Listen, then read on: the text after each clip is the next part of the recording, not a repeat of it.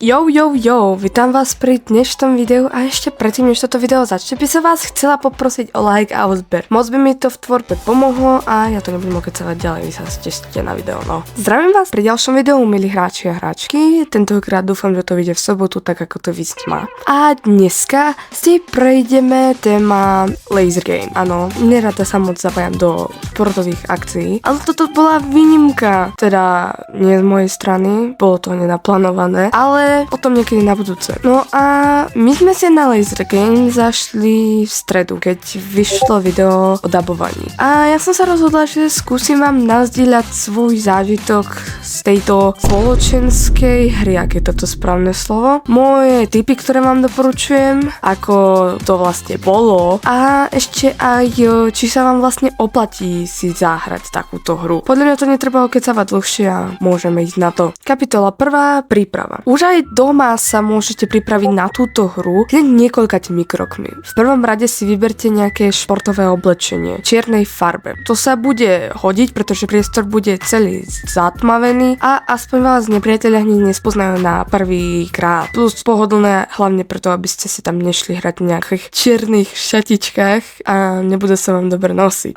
Po druhé je dôležité si vybrať nejakú hodnú obuv športovú, ktorá vám bude sedieť, aby vás v tom neboleli nohy. Po tretie, neviem, či by sa to dalo nazvať tak, ale pre istotu si doneste nejaké tričko náhradné na prezlečenie. Budete tam mať totiž také skrinky a v tých skrinkách si nechávate dôležité veci. A keďže budete mať na sebe takú tlstú vestu, ak sa to dá tak povedať, tak vám doporučujem si zobrať niečo na prezlečenie, lebo budete podľa mňa spotení, lebo tam je teplo, logicky. Ďalšia kapitola je zameraná na celkovú hru.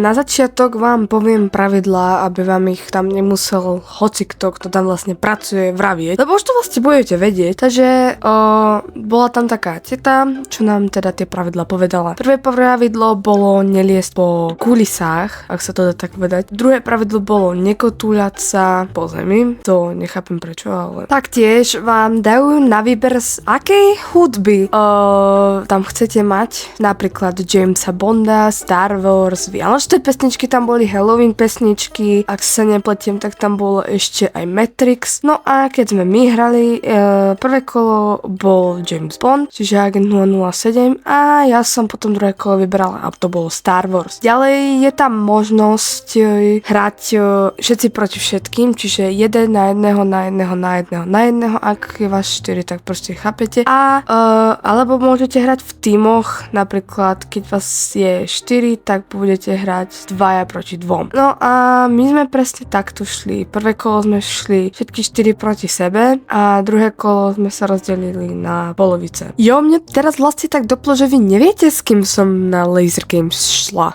Tak to vám poviem hneď. Bola som tam ja, Grevi, čiže moja mladšia sestra a naše dve dospelé sesternice. Jedna je skoro dospelá, no. A išlo o dosť jednoduchú hru. Proste sme po sebe strieľali, čo chcete. A bolo to rozdelené na kategórie, proste, že napríklad tam bol najlepší strieľač, ten, čo dokázal sa najlepšie schovať, ten, čo bol najväčším záujmom pre všetkých, napríklad ešte, že aj ten, kto mal najväčšiu smolu, ten, kto sa najviac striafal do ostatných hráčov a vyhrala som ja! No a podľa mňa, aj podľa ostatných, s ktorými sme tam boli, ten zážitok je nenahraditeľný a veľmi dobrý. Takže za mňa aj 10 z 10, ak je toto na tej hranici. No a to je koniec dnešného videa. Áno, zase sa jedná o celkom kratšie video, než ste u mňa zvyknutí, ale ja už mám pred sebou dosť ťažký týždeň a vyjdú zase videá v stredu a v sobotu a áno, už som to niekoľko razy naznačila v popiskoch, ale vlastne budúci týždeň v sobotu mám narodeniny, čiže 18. júla. Neviem, kedy toto video vydám, dúfam, že to teda vyjde v sobotu, ako má to výjsť. A ja sa vás opýtam hneď takto, že či by ste radšej na moje narodeniny, teda pred mojimi narodeninami, čiže v stredu, chceli radšej Q&A alebo nejaký random play z nejakej hry. Ja vám nechám otvorenú debatu v komentároch a bola by som som rada, keby ste na toto video dali like, odber, možno ho aj zdieľali kamarátovi, s ktorým by ste si rady laser game zahrali a môžete napísať napríklad komentár s emoji sluchadiel. Ja sa na vás budem tešiť pri ďalšom videu a čus.